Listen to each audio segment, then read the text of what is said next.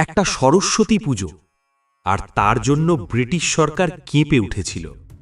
ভাবতে পারেন, একজন বন্দি মানুষ জেলের ভেতর শুধু পুজো করতে চেয়েছিলেন।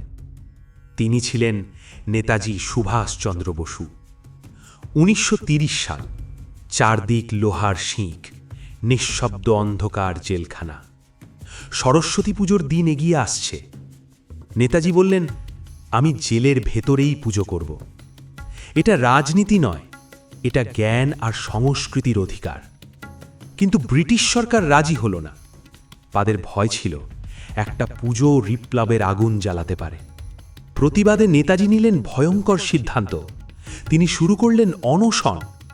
দিন যায়, খাবার নেই, কিন্তু মাথা নত নয়। শেষ পর্যন্ত ব্রিটিশরা বুঝে গেল, এই মানুষটাকে লোহার শিক দিয়ে আটকে রাখা যায় না।